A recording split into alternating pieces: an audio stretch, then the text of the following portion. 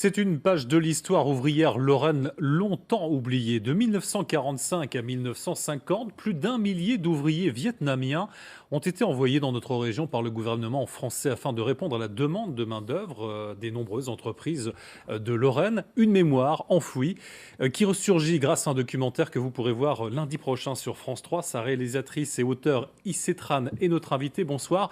Alors, la Lorraine est une terre Bonsoir. d'immigration avec les Italiens, les Polonais, la communauté maghrébine. Mais pourquoi cette immigration indo-chinoise a-t-elle été oubliée, passée sous silence?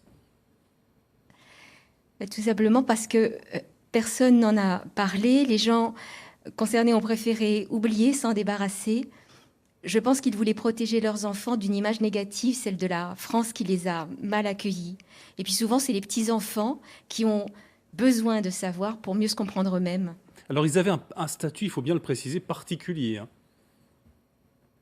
Très, très particulier, indigènes, sur le sol de la métropole, c'est-à-dire encadrés par l'État, en groupe, avec un commandant ou un capitaine de compagnie qui leur donnait des ordres, et ils ne percevaient pas de salaire.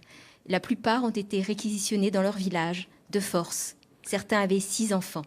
Alors, vous l'avez dit, aujourd'hui, les descendants lorrains de ces hommes découvrent le passé de leurs parents. On va regarder un extrait de votre documentaire. On poursuit cette discussion juste après. En juillet 47, une partie de l'effectif est envoyée à l'usine de textile de Taon-les-Vosges, la BTT. Donc là, il y a une photo d'une machine dans le textile. Mon père se trouve en bas. Une fois, j'avais vu travailler, il chargeait le coton dans les machines, il était manœuvre. J'ai trouvé une archive pour répondre à Xavier, qui craint que son père n'ait été trop bon élève, soumis, exploité et vulnérable. En novembre 47, ton père, il a été élu délégué général à Sorgues. Il a pris la succession d'un délégué général qui était trotskiste. Un rapport du préfet signale ton père, donc intelligent et actif, à la fois instituteur et interprète. Il parle et écrit le français, donne des cours de français et de cockneu, donc le vietnamien en caractère romain. Il est adhérent à la Ligue des émigrés indo-chinois. Il est au PC et abonné à La Vérité, le journal trotskiste. Waouh! Mais un vrai révolutionnaire alors!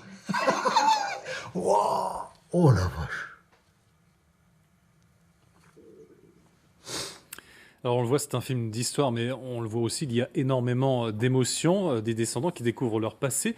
Issetran, vous l'avez ressenti, c'est ça aussi que vous vouliez faire passer dans votre documentaire, ce côté d'émotion, de découverte? Oui, bien sûr, c'est toujours très étonnant de découvrir ce que sa propre famille a pu vivre.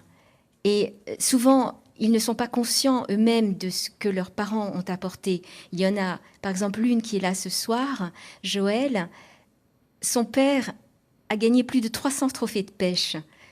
Il a appris à tous les petits Vosgiens à pêcher.